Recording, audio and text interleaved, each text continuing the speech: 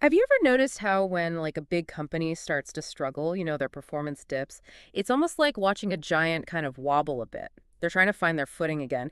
And I think what's so fascinating is how that kind of top level pressure, that sense of we need to do better, just trickles down through the whole organization and sparks a search for answers. Absolutely.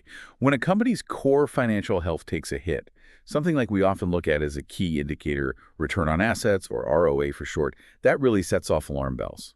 And what we're going to dive into today is how that initial reaction unfolds, and then how companies break down that large corporate problem into more manageable chunks that specific departments, like research and development teams, can actually try to tackle. It's not like they're just looking at one single flashing red light, right? A company, especially in a complex field, and the insights for this deep dive come from research into pharmaceutical companies, they are constantly bombarded with data. Drug trial results, sales figures, all sorts of innovation milestones from their labs. It's a wild mix of signals. Precisely. Our goal today is to give you a clear picture of how companies make sense of all that complexity when they're staring down a major performance issue. How do they filter out the noise, figure out what's really going wrong, and most importantly, how do they decide what to do about it? Think of it as getting a peek behind the curtain to see how they make sense of it all and use it to try to get better. Okay, so let's paint a picture. A company's ROA is below what they expected. What happens immediately? I'm guessing it's more than just a board meeting with some worried faces. It actually sets off a search for answers throughout the company, right? That's a great way to put it, a hunt for answers. It kicks off what researchers call a problemistic search. When that corporate alarm bell rings, ROA is lagging, and that's when the company starts actively trying to close that performance gap. Now, this can definitely happen at the very top with talks about strategic shifts, like maybe selling off a part of the business or forming some big alliance, those major moves. The big sweeping changes. But what I find really interesting about the research we're looking at is it goes much deeper than that, right? It's not just about those big strategic decisions from the top. Exactly. That high-level problem, that dip in overall profitability, for example, doesn't just magically appear. It's typically a result of a bunch of smaller things going on, or maybe not going on, Yeah. within the different departments. So you see that big problem gets broken down, kind of divided and conquered. So the finance team might be laser focused on boosting net income. The operations folks are figuring out how to get more out of their equipment and resources. And then you've got R&D working hard to come up with the next big product, the next big thing. So the big boss's worry becomes a to-do list for everyone else. And one of the first big takeaways from their research, what they call Hypothesis 1, is that the larger that company-wide shortfall, the more intensely those departments start working to solve their piece of the puzzle. That's the gist of it. The research points to a direct link.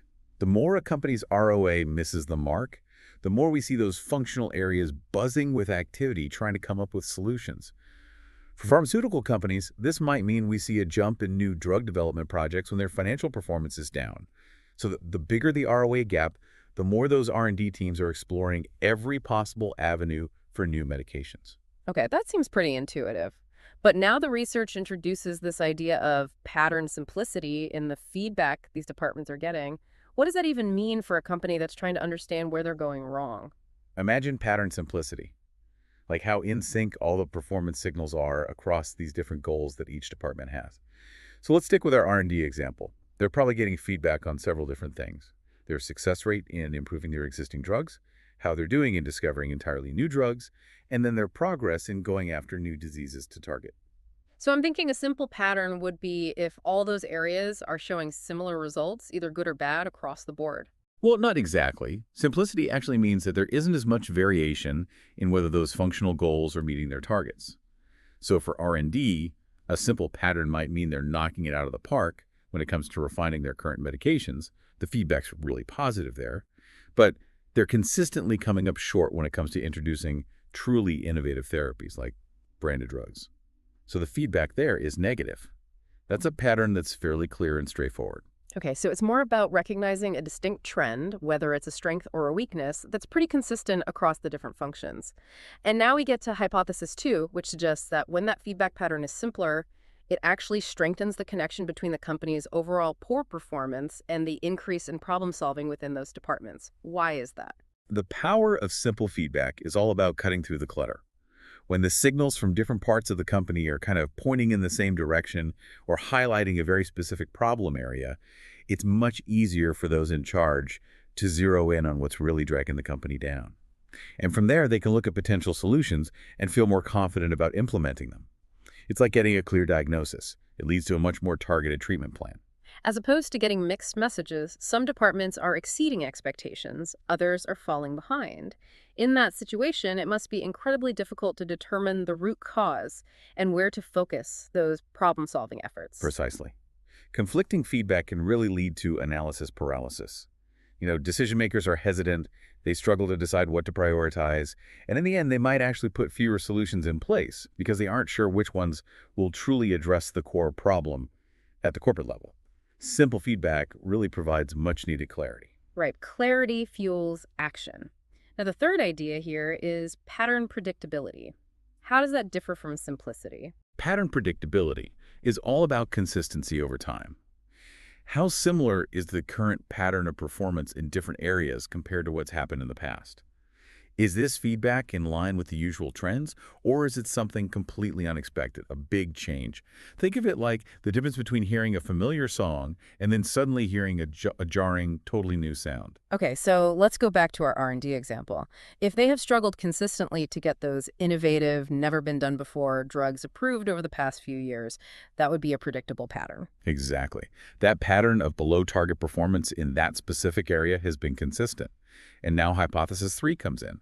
It proposes that when that feedback pattern is more predictable, that relationship we were talking about between the company dipping in performance and then seeing more functional solutions, well, that relationship becomes even more amplified. So predictability also kind of pushes those teams into action. Interesting. What's the reasoning behind that?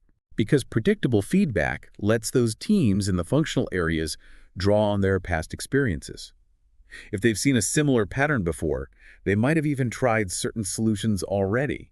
And this can make the search for new solutions much more efficient. They're not starting from scratch. They can tweak their previous approaches or look at similar strategies.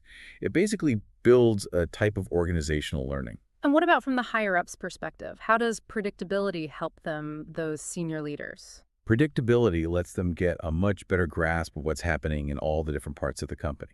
When they see a consistent trend, they have more confidence in understanding what it means and then can plan accordingly. They might already have processes in place, maybe even dedicated teams, to handle that specific type of predictable shortfall. It reduces a lot of uncertainty at the top. Right. It's like knowing what to expect versus constantly being thrown curveballs. When that feedback is unpredictable, it must take a lot longer to figure out what's happening and even longer to know what might fix it. Exactly. Unpredictable feedback requires more time for everybody to figure out the problem and then weigh the options, which means that getting to a good solution takes longer. It's so interesting how all of this gives us a real framework for understanding how companies react when they hit a roadblock. But the research didn't stop there, did it? They actually dug into real data to see if these ideas were supported. You're right. They didn't just theorize. They put these hypotheses to the test using a pretty massive data set from 97 global pharmaceutical firms. And this was over a long period of time, from 1993 all the way to 2013.